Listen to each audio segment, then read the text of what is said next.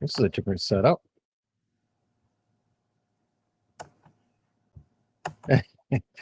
I think we're live somewhere. I'm not really sure.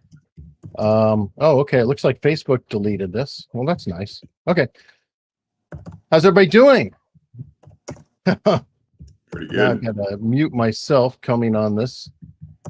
Okay, good times, good times. Obviously, something went wrong. Now, Pete A. Turner loves to talk about spy versus spy. So this is going to be a pure espionage episode, and I've infiltrated the Break It Down show. Name's Eric Hunley, and just remember, I was never here. And today, the guest is the legendary Dr. Wilfred Reilly. How you doing, man? Doing pretty well. Glad to be back on the show. It's good to have you, man. Now, I've seen in social media that you've been pretty diligently writing a book recently, and that book is coming out this summer, or you participated. What's going on with that? Yeah, so the 1776 Unites initiative, which started as kind of the Black business and social science community, or at least part of its response to the 1619 Project, and since expanded well beyond that. I mean, if you go to 1776unites.com, I won't do our full pitch, but I mean, you'll see educational curricula, you know, some policy positions, the scholars and activists that we have available, like our takes on race relations. But we decided to write a book. There's obviously a market for kind of racial discussion stories right now. I mean, Ibram Kendi's been #1 in the country at various times recently. You know, Robin DiAngelo's White Fragility is up there. And we're coming from more kind of a center-right, you know, working world perspective. And we've gotten, I mean, a fair amount of donations, a fair amount of subscribers at 1776, about on par with 1619, I would guess, in a lot of regions. So we pitched out the book, and the book sold. And the book is a collection of essays about different topics, from John McWhorter's in the book, Carol Swain's in the book. I am myself, obviously, Bob Woodson, the kind of emeritus for 1776. But I mean, Coleman Hughes. And we talk about different things. I mean, what was America's history uniquely horrible compared to really any other countries? You know, with slavery the defining feature of American life? What should, and broad stuff. I mean, what should an American immigration policy going forward that would be a good thing for quote unquote legacy white and Black Americans look like? So a range of different issues on kind of race relations, class relations. But the reason I've been talking trash about the book online is that the book debuted #1 in, I'm guessing, the world. I mean, it would be on Amazon's global platform. Let's see where we are right now. You seem to be doing pretty well last time you shared. Yeah, we're currently number 136 in the world. We're 136 in the category all books. But I mean, like, we're #3 in Black and African American history, #4 in African American demographic studies. We're right up there in terms of like all social science. You know, so the book is something that went surprisingly viral for a lot of people. I mean, the whole #1 in the world. I'm sorry. When does it come out? When does it come out? It's out now. If you just go to Amazon, you can order it. And yeah, it's only been out for a couple of days, but I mean, we got 15 ratings so far. You can buy it new from the publisher for $25. We cover the shipping. A paperback. I didn't know we had a paperback edition, but I mean, apparently we went pretty big on this with Emancipation Books. Paperback is $17 if you get that delivered from Amazon.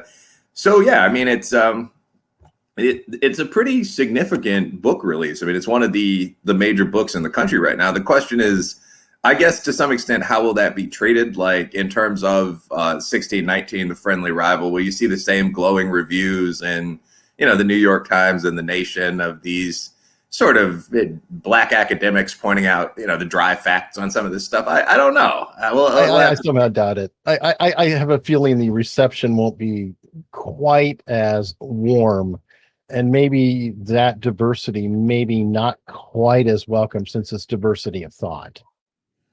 But I don't know. Yeah, I think it's an interesting question. That's for sure. Yeah, and you've seen this a couple of different times with this sort of content. I mean, well, one of the things with 1776, there seem to be more people that are interested in that kind of centrist, not leaning a little right, but not extraordinarily partisan. Like, what are the facts? Here's John Sibley Butler with the history essay approach to race relations than they are in kind of leftist guilt, frankly. And that's empirically measurable. I mean, like, if you look, we have an academic curriculum on our website, which focuses on we talk about American history, a lot of which is pretty terrible. I mean, in the Indian Wars and so on, the atrocities on both sides, we talk about that openly. I mean, there's no reason to lie to kids in your society. But we also put that in the context of, look, women couldn't vote until the 1920s. This is what all other societies, Ethiopia, Japan, were doing. And that comes as a striking surprise to a lot of kids. I mean, I've had multiple minority American kids at Kentucky State say things like, these are smart kids at State University, but say things like, well, what other country had slavery? And you kind of have to break it to them peacefully, like all of them. What about our societies in Africa, the great black countries like Ashanti? Yep. So we provide that second element of, no excuses for this, but nobody had rights until, for the Geneva Conventions were in 1954. And then we talk about kind of the path upward that everyone has shared in the USA, not even just focusing on black people, like women's rights, the Irishmen, the Civil Rights Act for everybody, Jews, African Americans. So, I mean, there's been a lot more interest in that, I think, than there has been in the alternative. I mean, we've had 11,000 curriculum downloads. And as I understand, those are mostly from school districts. And what I've heard, at least, about the equivalent figure, because this is kind of like Mole in the other camp. I'd love to have them confirm what the number is. But the 1619 project, last I looked, was at around 3,000. So you have that interesting paradigm where there's this mass kind of slobbering attention being paid to this sort of politically correct upper class stuff. And then there's just this sort of boring social science with a bunch of, black businessmen writing it that is actually getting, 4 or 5 times the number of downloads or accesses. It's just, how do you crack the media sphere? Like, I mean, I do a lot of black media and I do a lot of Fox, but I've never gotten an MSNBC invite or something like that. You kind of wonder, like, will that happen? Are they going to give, Glenn Lowry a chance to go on and argue with, Don Lemon? Like, is that something that's going to occur? Is it Don Lemon for real? You're like Juicy Smollett, but they're French agents, I tell you. But I mean, like, but all this stuff, like, is that going to happen? Probably not. And I guess you could say the same thing about Fox in return. Like, is, Hannity going to bring on Tim Weiss? But I think that the comparison between, like, the presentation of this is the mainstream, black or Midwestern or whatever view, and the reality of, oh, this happens to be number one in the country for a week is an interesting one. And you can see the same. Sure. Oh, sorry, go on. No, go ahead. No, I was going to say, you can see the same clash with anything probably from Rush Limbaugh to Marvel movies. Like, you can like or dislike the average American's taste. I mean, when it comes to a lot of things, I don't love it all that much, having traveled a lot in sales. But you can't ignore it in a democracy. So you often get this weird phenomenon where, like, I remember the Rotten Tomatoes, which aggregates all the critics. They don't have much of a citizen voting section. They rated 2 comedy specials in 1 year. And I watched both of them. I'm a big fan of comedy. But one was Dave Chappelle, like the OG doing his thing. This is the one where he talked about the alphabet people. And like, he made fun of poor whites and Republicans too, but just like a bunch of these gay jokes. Like, it was very politically incorrect. Sure. And the citizen vote for that was 99%. This is hilarious. He made fun of everybody. The critical vote was like 23% positive, like Dave's off his feed. And like, you knew why. But the next one was Hannah Gadsby, like Ain't I a Woman or whatever it's called. And I am a feminist in the second wave sense. Like, my girl liked it. Like, it wasn't that bad. It didn't make me want to, jump off a roof or anything. But it was like, I would have given it maybe a C. And that's what the citizen vote was. It was like 37%, like, okay, she takes too much trash from right-wing media, but this isn't very good. Polish up your jokes. Learn to do callback jokes. And then you had the critics, 98% positive. And you kind of had to wonder, how could you get to that perspective? Like, even if you think it was okay, which I kind of did, it's not very good. It's not as funny as Dave Chappelle. Very few things are. So you see this a lot. There's not really a point here other than that when you look at media on either side, but remember, it's 90% dominated by one side, recall what you're getting. That may not be much of a reflection of reality. And, go buy my book. Oh, well, there you go. Speaking of books on that and a lack of knowledge of history, I'm from Tucson, Arizona, which is I grew up in a fairly, I don't know if you say leftist school, but in the 80s, post Vietnam, Depression, Reagan was evil, all that good stuff. And I essentially was taught that Columbus came here to Jamestown with the Pilgrims. It was like this whole mass of history, like 200 years just wiped out, that I had no real idea of, and actually got caught up with Tony Horowitz's book, Voyage Long and Strange. Okay. And I don't know if you've ever read that, but it's so fascinating how little history we actually do know or are taught in, our country and everything that's going on. It's kind of flabbergasting.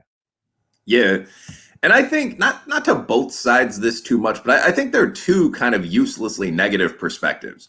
Like, one is what you could call the jingo perspective. And I mean, up through the Roosevelt era, probably certainly in most Caucasian majority schools through the 1950s, you really did learn this narrative of like America, the greatest country that's ever been launched, and there's no competition. We didn't do nothing wrong. Slaves, we taught them barbarians about Christianity. And I mean, obviously that's not my take, but that was the presentation for quite a while. I mean, the Rough Riders going up San Juan Hill, just whole periods like the Depression caused largely by government mismanagement were dramatically minimized. So that's the jingo take on U.S. history. Like, we're the best, we're number one. The ultimate example of this would be the Thanksgiving illustration of like all the pilgrims and Indians, none of whom are pictured as having weapons. Like women are fully active in society and they're all dancing around a fire together. That's the first Thanksgiving. That is the kind of take that we traditionally gave to at least younger children. And in response to that, I think you've seen sort of this America with 3 Ks take, like America, KKK. Our history is the brutal repression of, the indigenous tribes who were so civilized they actually inspired our government, and slavery built all of the wealth of this country and so on. And that really, if you read, like Howard Zinn, for example, has put together 3 or 4 history texts that are based pretty much just around this idea. A people's history of the USA, a people's history of the world, using people in the communist sense. I think both these takes are complete bullshit. I mean, the reality is that most things are very complicated. So in the modern sense, I mentioned the Geneva Conventions, we didn't have international law banning conquest until after Hitler. I mean, you're talking about 1950 or so. The League of Nations tried, but most of the major countries, including us, didn't even join. So when you look at history, you're looking at it in that context. The native tribes were Bronze Age, being lenient there, warrior peoples who were extraordinarily honorable in many cases in our sense of the term, but who fought constantly. There were societies like the Iroquois that were pretty civilized and had some democratic traditions. There were others that were ruled by war chiefs.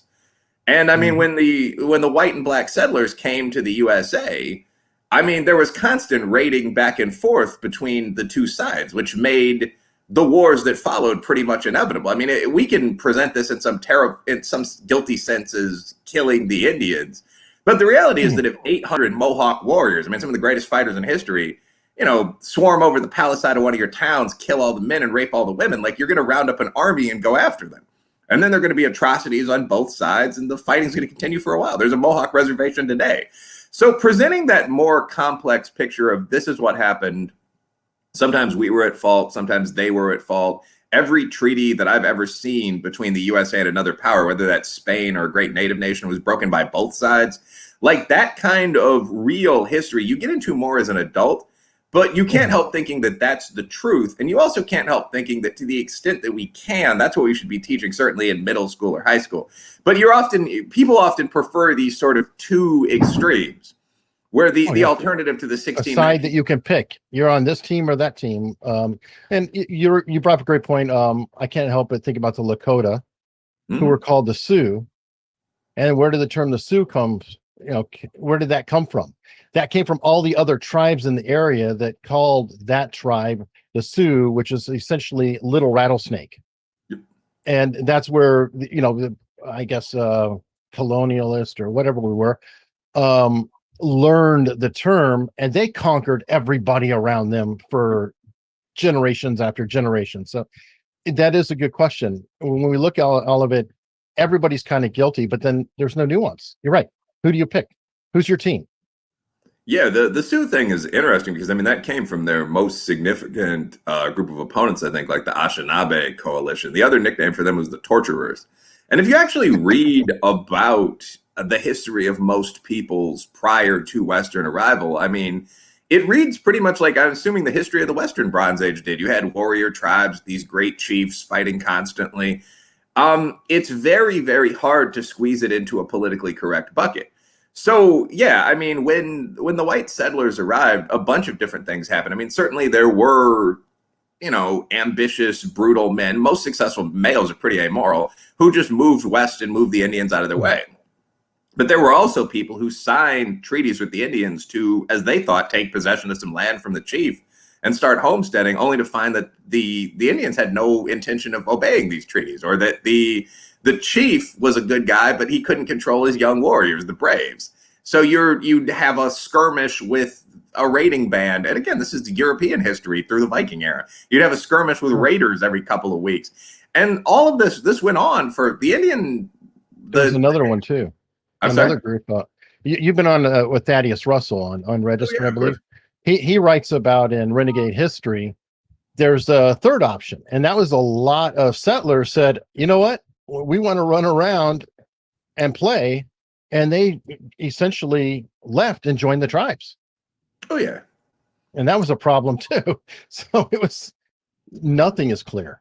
Yeah, the native tribes at the time, and say 1840, when they were still sending warriors into the field against the whites, I think a lot of them, certainly if you look at, quote unquote, the 5 civilized tribes, wouldn't have looked much like the stereotypical depiction of an Indian in the Western movies.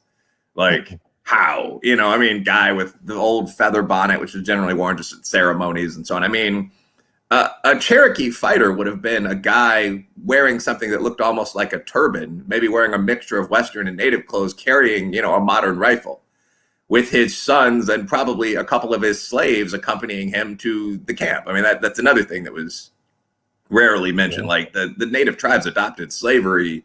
Most of them already had slavery, but quite a few enhanced the practice when Westerners got here. So the Cherokee Nation was known for ownership of a very large number of black slaves. And there's still a discussion about this today. What's the status of, quote unquote, the black freedmen within the Cherokee state? And there's some racial bias on both sides. I'm sure on that. And I'm sorry, I keep jumping in, but you keep popping things in my head. But Henry Gates did a thing on genealogy talking about the Cherokees and blacks. And there's a belief within, I guess, as he put it, black culture, that everybody is descendant or part Cherokee. Have you ever looked into that or read up on that? Well, the reason for that, that's true for want of a better word, poor whites too, working class white guys in the South. Like everyone's part native, and if you ask them what native tribe, but probably, I did this once with my friends as a joke, and it was like 95% of the time it was Cherokee. The reason for that is that the Cherokee were a nation. I mean, there were several 100,000, I think would be the correct term, quote unquote, pure-blooded Cherokees. And they had pretty extensive admission policies.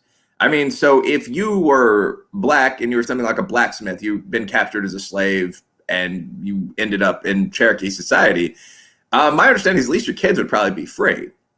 Like there'd be some racial prejudice against them, but they would be treated as Cherokees. It's the same thing with whites. You could be adopted into the Cherokee Nation. Now, today, they're actually a lot tougher on this because there was an issue for years with what you're describing. Everyone in the country, every white liberal or every brother saying they were Cherokee. Elizabeth Warren. Yeah, and the Cherokees started asking, is there any proof of this? And I think you can't help but think that some of these high profile cases probably enhance that. Where like Ward Churchill, the lunatic left-wing academic, identified as Cherokee for many years, Kituwa Band. Elizabeth Warren, who, I mean, literally is blonde-haired, blue-eyed, said she was Cherokee and started contributing to books with names like Pow Wow Chow. And at some point, the Paramount chief must have just said, this is BS. I mean, so right now, I mean, you do need to have some kind of genetic testing, as I understand. You do need to have like an identified stomp grounds. You need to be able to say, I'm an Indian. But, I mean, I might or might not qualify as a native tribesman. It's never been something I've been particularly interested in doing. I respect that part of my heritage, but my ID is black. But I am, at least from the family records, part Indian. I mean, I think a lot of people were getting into Warren claimed, I think she was 1/1068th Cherokee. So the Cherokees are now, like most of the native tribes, getting a little more specific about genealogy. But for years, the larger East Coastal tribes, particularly the Cherokee, would adopt pretty frequently. So yeah, that created that myth where if you run into people in the Southeast, they're very likely to say, you know, I'm part Indian and it's this group. So interesting kind of historical quirk there. Well, cool. Now, who put this group together? Oh, you're talking about 1776 Unites? Yeah. I was going to say the Cherokee. I mean, it would be the Paramount Chieftain Sequoia. But the 1776 Unites really was kind of the brainchild of Bob Woodson, modern Cherokee. I'm sure they obviously been Cherokee in that region for thousands of years. But Bob Woodson of the Woodson Center was the person who came up with the idea of 1776 Unites. And he reached out and got in contact with the people involved. And it really is, I mean, a pretty heavy hitting think tank lineup. I mean, I would put, you know, Glenn Lowry, John McWhorter, Coleman Hughes, Carol Swain, John Sibley Butler, you know, John Wood, the rest of the lineup. I can actually pull up our scholars on the website. I mean, that's like the top 5. I'm not bad. You know, I mean, so it's that group, which I'd put on par with pretty much any think tank in the game right now, was assembled by Woodson. And the idea initially, as I said, was a response to 1619. I think there were 2 components of that. One is just pointing out some actual factual errors in the original materials. I mean, some of which were quite well put together, but others of which included things that aren't true in a pretty uncontested sense. I mean, the obvious example that's been seized on a lot in left and right-wing media is the Revolutionary War was fought to increase unfreedom. It was fought to preserve slavery. That's simply factually inaccurate. I mean, there were conversations about eradicating slavery in Britain at the time, but slavery wasn't ended in the overseas colonies until, as I recall, 1833. I mean, that simply wasn't a major motivator. I don't know a historian that disagrees. But just so on down the line, everything unique in American history came from slavery. I mean, that would be hard to tell that to an Irish or Mexican immigrant. I mean, that doesn't seem to make any sense empirically. We have another wave from South Asia right now, California cuisine, the space program. I mean, that's, again, not factually true. There's not much of a discussion there. Slavery is what made America rich. I believe the quote is the thing that enriched New York and the nation. It could be a few words off. Again, slavery made slave masters rich, but you have to deal with 2 facts if you're making that claim. I think there's definitely people who dispute that. I mean, in the Civil War, for example, the Irish were very much against the slaves being freed, the Irish in New York, because they don't want their jobs taken. So there was a lot of levels that were there. Also, I'm sure you've read Thomas Sowell. Of course. Almost literally all of his. Okay, what do you think of his overall thesis that racism was created as an excuse for slavery versus the opposite? I think there's a lot of truth to that. First of all, I would tend to suspect that racism under less scientific form, I mean, as I recall, the Mongols had a distinction between like riders and then captured people and then farmers they thought were fit only to serve. I mean, so I think racism has endured as long as there have been humans. What you're doing is making in my opinion, fairly silly distinction between tribalism based on race and racism, which has an element of sort of quasi-scientific eugenics. Racism in a fairly real sense, Greeks and the Persians, is probably as old as man. So, but I mean, I think the enhancement of racism in the Western context, I think Sowell's probably right about that. But Sowell is also one of those people who talked about this point about the complex, but not in general beneficial nature of slavery. I mean, in terms of the claim slavery made America rich, Sowell points out, and I think race and culture, that if you look at the South in the antebellum era, like right before the Civil War, the South had a population that was fairly comparable to the North's. I mean, the Confederacy contained 10 plus states. I mean, a large number of people, but their economy was vastly smaller than the North's. I mean, they had between a fifth and a tenth as many factories, as many literate workmen, so on, because of this reliance on feudal peon agriculture. So you can say that slavery contributed to the wealth of the country in a very technical sense, and that we in the United States needed cotton, and cotton grew in the South, and they happened to have a lot of slaves that picked the cotton. But the response to that is using anything other than captured enemy warriors to get that cotton in, whether you're talking about machines, whether you're talking about free labor, would have been more beneficial for the country. I mean, people have Didn't pointed out going back. Tocqueville write about that around the, Oh, yeah. I don't know, early 1800s, saying that the South is going to die because they're lazy? Yeah, And idle he Kentucky. stood on the river and said, look, we got industry here. We got lazy people over there. Yeah, it literally was a fascinating example. Southerners still hate this, but he's talking about it's idle Kentucky, the almost parable. He's talking about he's on a boat or a steamboat or whatever they would have at the time. And he's going down the river. And on one side, you see these well-built brick kilns and factories, and smoke is coming out.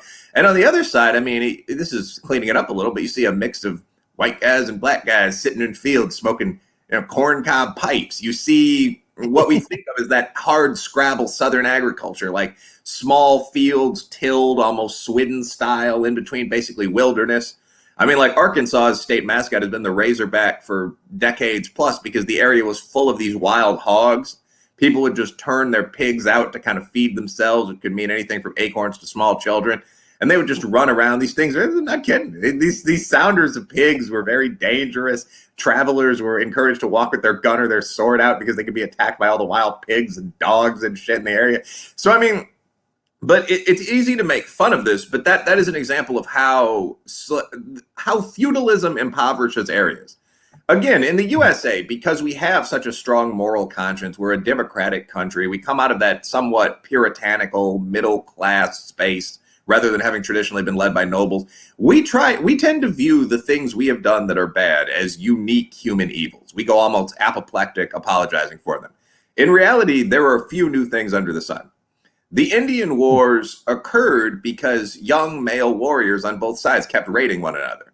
That is an extraordinarily old human phenomenon. It goes back, thousands of years before Lindisfarne. If you look at the history of England or Norway or the coastal African states, blah, blah, blah, same thing. But similarly, slavery is just an enhanced form of feudalism. So throughout most of history, the way societies worked is that you have one rich son of a bitch who owns a big house and who lives in that big house in the middle of the best arable land around. And then you have a subclass of his warriors and their wives.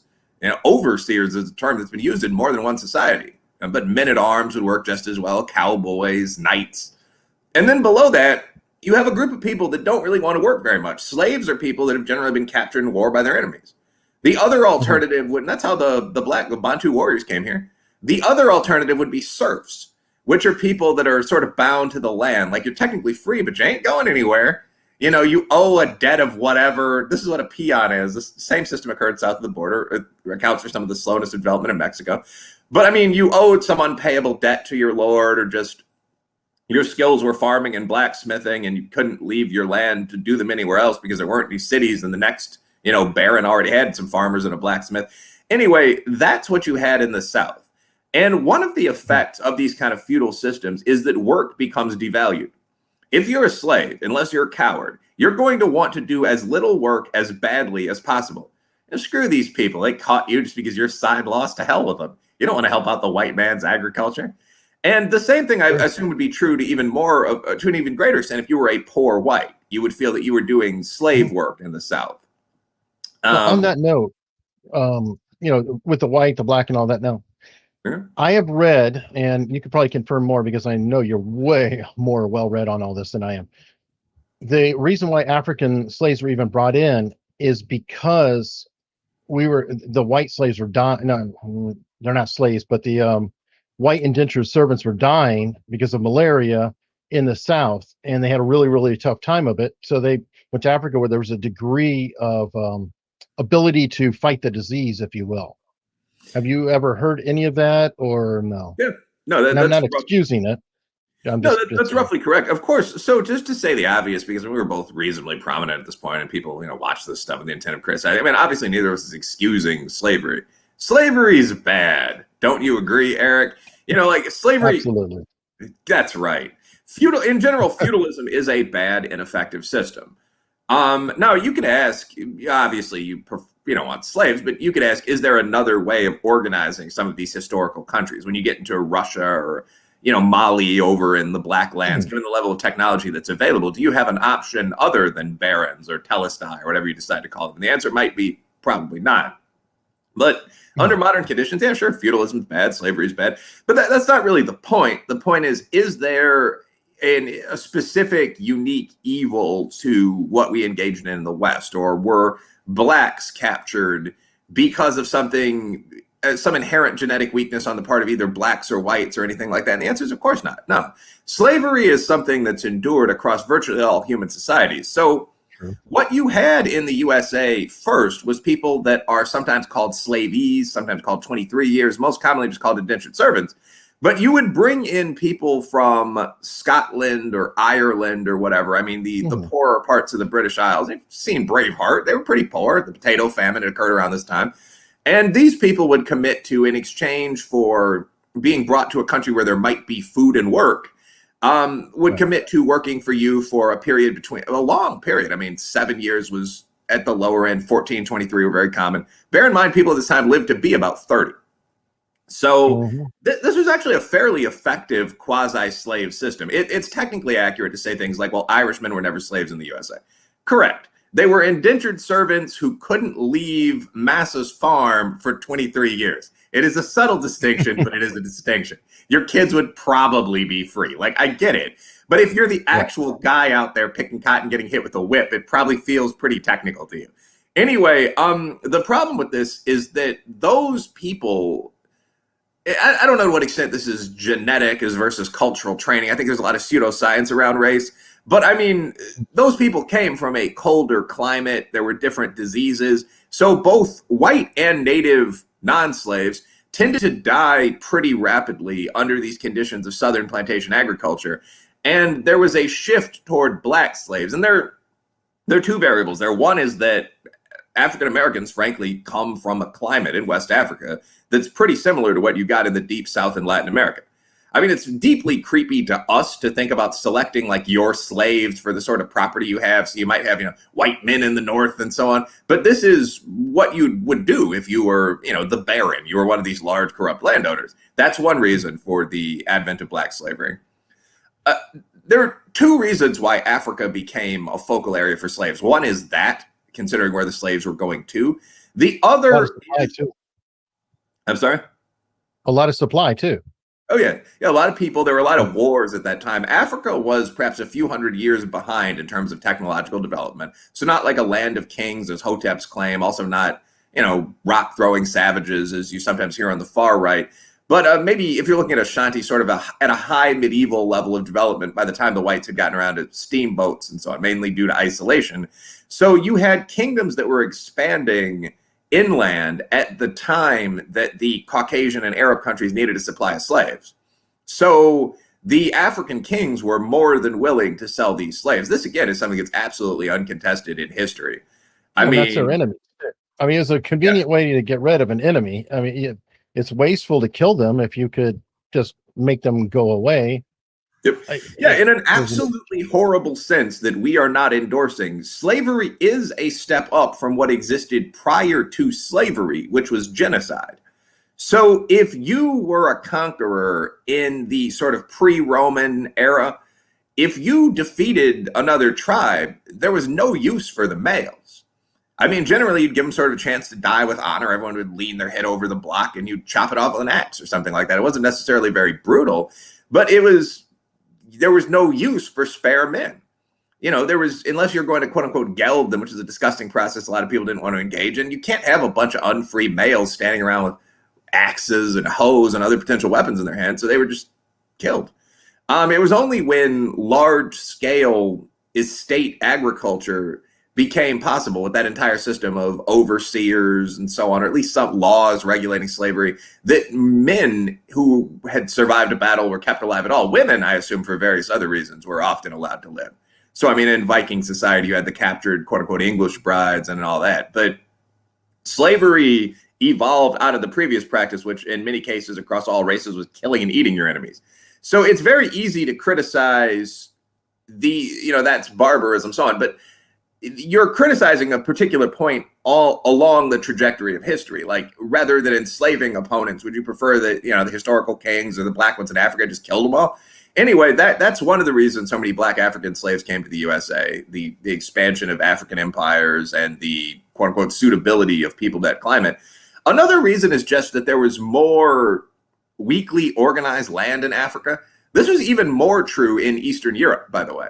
But like, if you're a slave raider, you wouldn't want to go to a strong, organized country, say France, and try to snatch people at random, because you'd very rapidly find that first the Gendarmerie and then the French army were chasing you down to the docks, because this is a country. Even by the 1800s, there'd be signal fires warning the king's troops. And I mean, there'd be people using tools like writing and fast ships to get the word out. So slavers tended to go to areas where there was sort of weak local control. And a lot of that was the case in Central Africa. Again, that was also the case in Eastern Europe, those chaotic countries that became today's Bosnia and Czechia and so on. I mean, aren't we seeing it now? I mean, Libya became a failed state and they have open slave markets now. So yeah, isn't that also a modern representation of, hey, this is what happens when everything falls apart? We get primitive, I guess you'd say. Yeah, it's worth noting that's an interesting example, again, of what we talked earlier about, which is sort of media blind spotting. So like, yeah, there are large open slave markets on the Libyan coast. And I mean, I guess in our terms, most of the slavers would be Arabic and more than a few would be black. So, I mean, it's one of those awkward sorts of realities. I mean, it's the slavery that's occurring in public is being conducted entirely by people of color, quote unquote. And most of the people being sold in the markets are probably people of color, although I wouldn't want to be shipwrecked immediately off that part of the coast. But, you have to feel there'd be a little more attention if, for example, blonde-haired, blue-eyed white people were either running the market and selling blacks or were being sold as slaves themselves by the Arabs. I mean, I think we would have, in either of those cases, probably intervened already.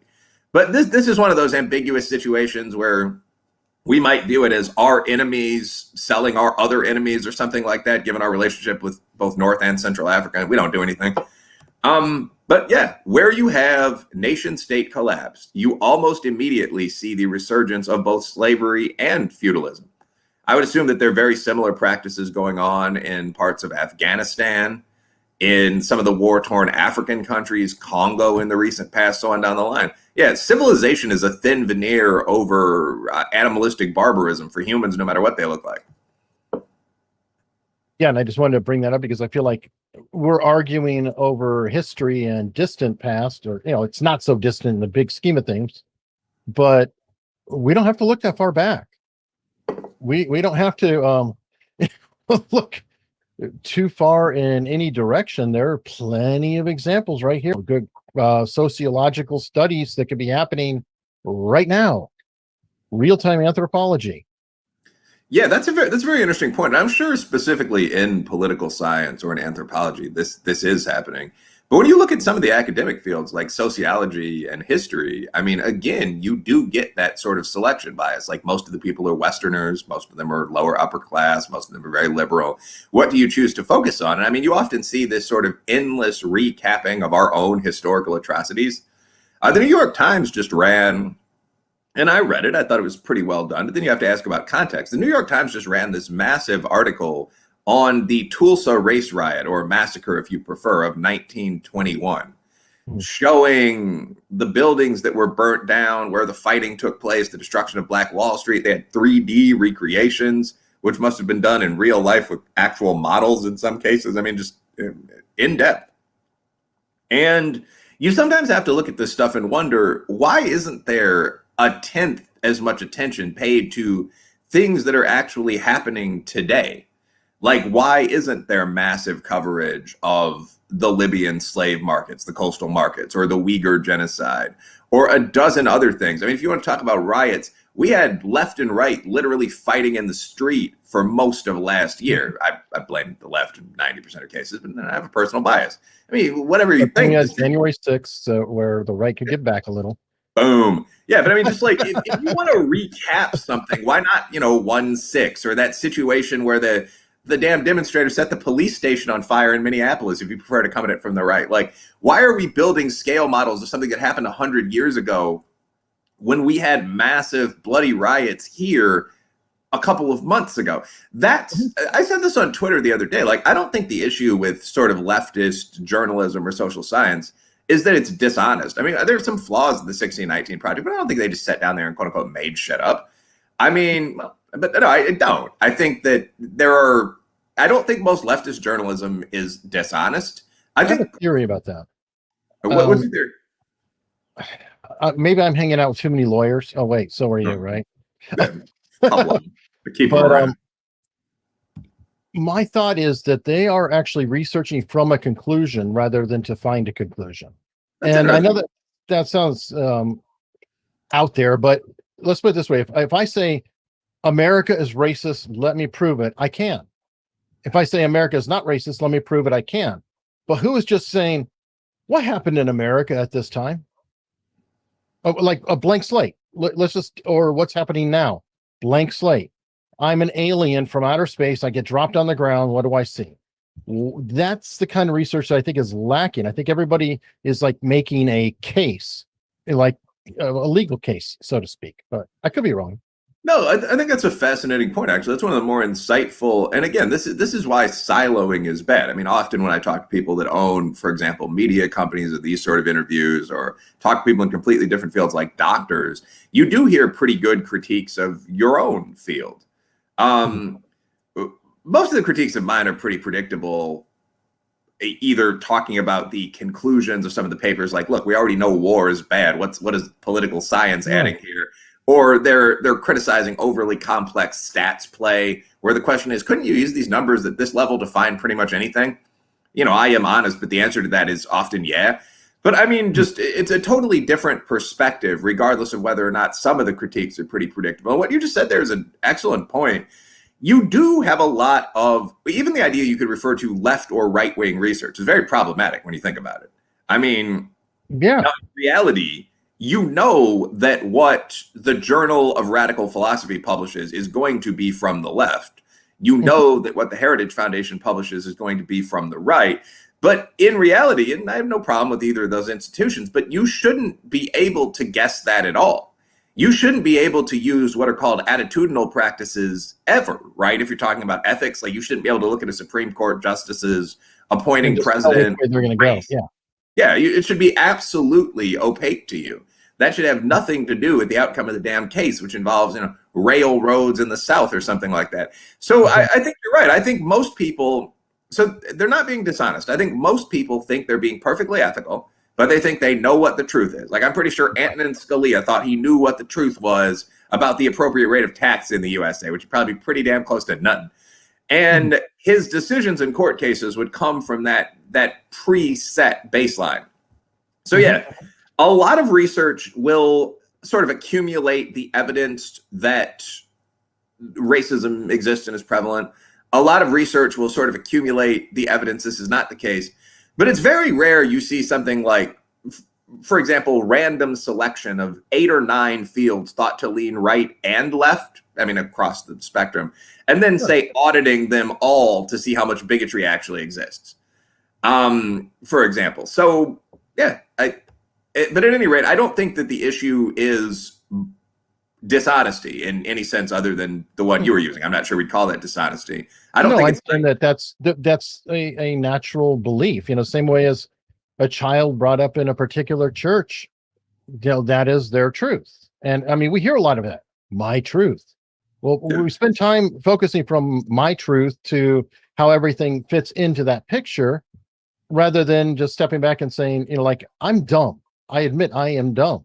So I don't really have a truth. And, you know, I think we have better odds of finding out a more realistic, nuanced story of a lost tribe in the Amazon than we do anything in our own culture, because that is so completely foreign to us. Other than what we've experienced, you know, we'll still have our own biases and apply them to the people or whom as we discover, but odds are far better that we will be more generous with acceptance and just kind of watching and saying, they're doing this. Why are they doing that? They're doing that. Why are they doing that? Rather than just judging. Yeah, I think that's quite likely. I mean, so there are a couple different things there. I mean, first, I do think you can get past your pre-existing biases as a scientist or social scientist simply by assuming that you have biases and trying to make everything as absolutely neutral as possible.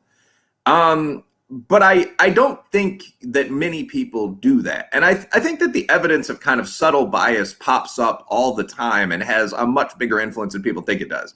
So, for example, not to get painfully wonky, but when I mentioned like auditing professions, Right. one of the ways used to find quote unquote racial bias in today's society is to do what's called auditing. You send a team of guys who, all wear the same outfit and on their resumes are listed as having the same educational background and grades and so on, but are divided by race. So say half are black and half are white, into businesses to see whether the black guys are treated differently. Like an obviously ethnic name on some resumes versus others, and everything else is identical, just little switches in there. Yeah, but what I found, I wrote for Academic Questions, a reason, not major, but a pretty significant art from a wonk perspective article about the audit studies. And I said I thought some of them were well done, but you really do see the role of this kind of subtle bias in terms of a lot of things. Like one would be what people look at. So the field that is audited seems to almost always be kind of like entry-level private sector jobs with mostly white-owned companies that you can find on Craigslist or some similar equivalent, like Mechanical Turk if you're just looking to find people to participate, or Monster.com or whatever. And you find a pretty consistent rate of bias. Like if you're looking at, who's rented a nice apartment, there's like 8% discrimination against blacks. It's, it goes up from there to the ethnic name study found like 30% discrimination against Lakeisha and Jamal versus I think it was Emily and Craig or something like that. But one obvious thing that one of my friends who's a minority businessman asked me that actually inspired the article is, wouldn't it be very easy to find kind of the exact opposite? For example, if you sent in resumes to colleges or universities, either as part of the student application process or as part of an application for a job like a deanship, and you labeled one block of the identical resumes as coming from black people and another block is coming from white people, wouldn't you find, given affirmative action, that the black people would have an enormous advantage? Like at Harvard, I mean, people have estimated that the black kids... Unless you're Asian. Unless you're Asian, yeah, absolutely. You're white adjacent there if you're Japanese. Or Nigerian, which is one of the oddest things I've ever heard. But anyway... But leaving aside the humor of saying that East Asians and African lords are white people if they do pass well enough on the exams, which is genuinely racist. I think what you'd find if you audited higher education is that as opposed to the 7 or 8% difference, minority applicants were something like 1,000% more likely to be accepted. I don't really think there's much doubt there. In terms of these recent lawsuits against the Ivy League and so on, what you've seen is that there's something like a 200 or 300 point affirmative action edge for minority kids. It's just we don't test that in practice. We don't see how much that would affect you if the same person is applying to the same school, but you label them differently on the basis of race. Not to go on and on with this, but like another example would be right now, 38% of businesses are owned either by minorities or by minorities and women combined. So, especially immigrants, right? Don't immigrants have a high number of small businesses or percentage?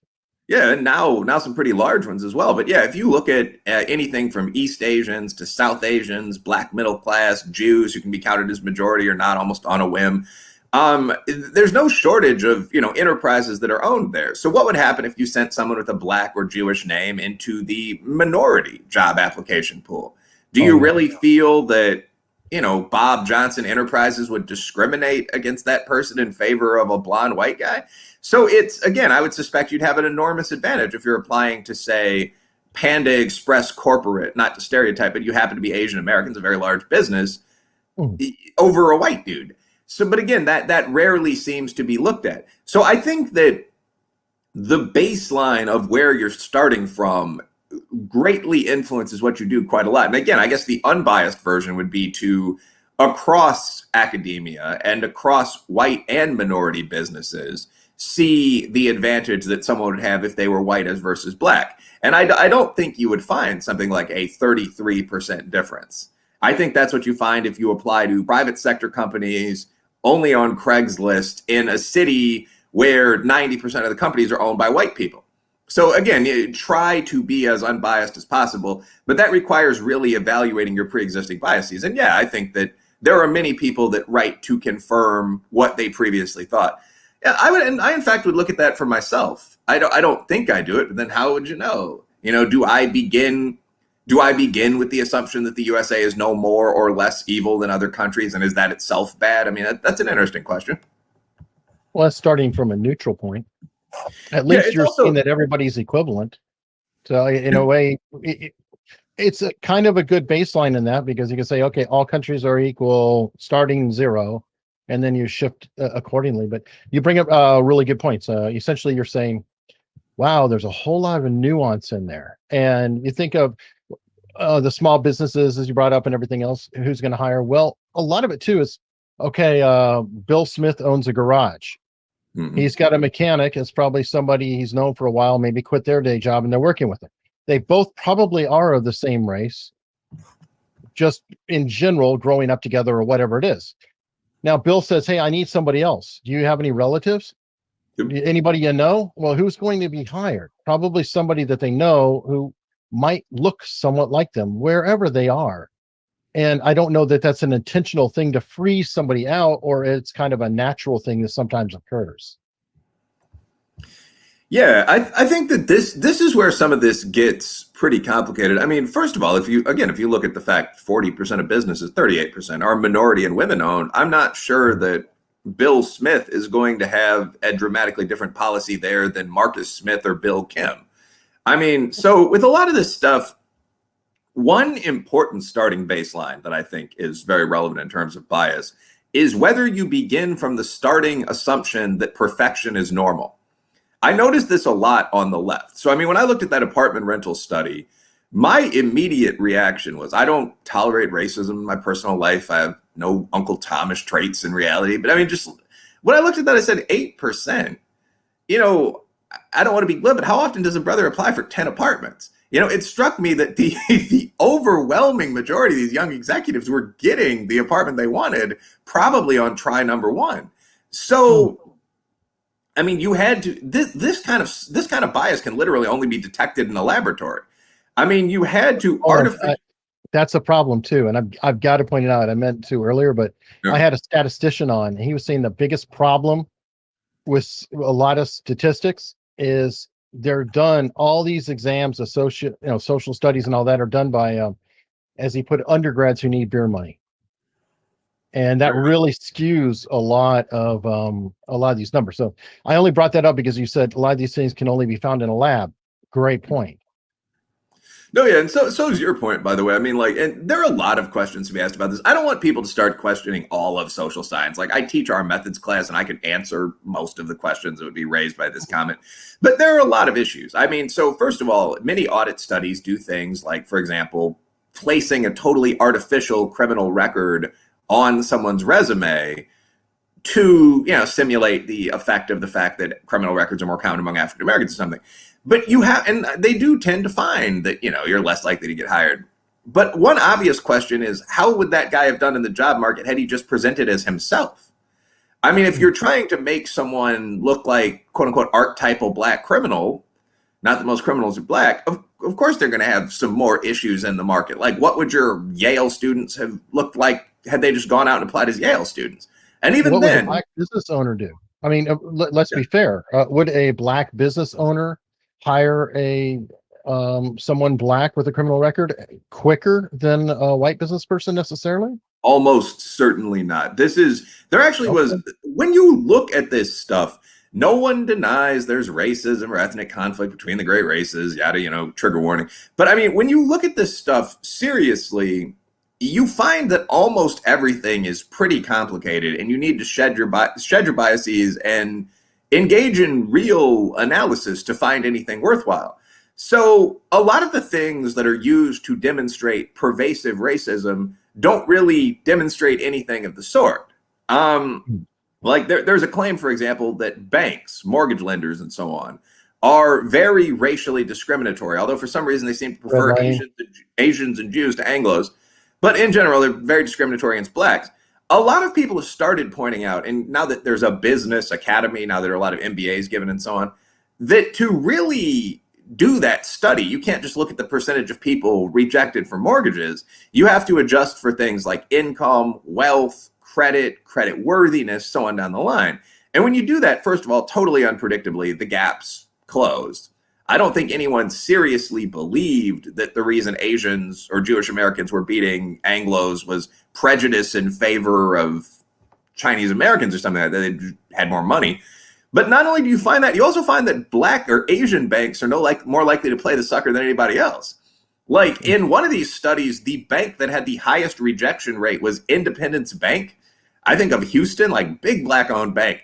And you just, like, I know a lot of Black businessmen, and I can just imagine the conversation on the golf course, like, yeah, we ain't getting accused of racism. I'm not accepting any of these loan applications. These brothers need to go back to school for a few years. Like, I can just picture that conversation taking place because you have nothing to lose if you're a Black bank in turning down what you think are risky loans from Black people. You know, so to really do this, again, you have to look at a series of white businesses. You have to look at a series of Black businesses. What about government agencies? I would bet that because they're, for a variety of reasons, disproportionately headquartered in DC and the South because they have a reputation of being friendly toward African-American applicants, I would bet that there are a huge number of Black folks in most government positions and that you might have a slight advantage if you apply there as a Black guy. But again, you'd have to look at all of this. I could be wrong, you know, but you'd have to look at all of this to really come to much of a conclusion. So that pretty much is it. Like, look at as many things as possible, adjust for as many factor variables as possible, and then you might find the truth. You know what? That's a perfect point to end on. I definitely have a hard out. And I know that I know you're going to be back. And you're right. I mean, we have to have 1,000 factors to look at. And next time, well, maybe you'll be on my channel. Anybody wants to check it out, it's just Eric Hunley. You can probably find it, no problem. And for now, everybody, remember, when it comes to Pete, I was never here, man. I was never here. Hey, thanks so much, Will.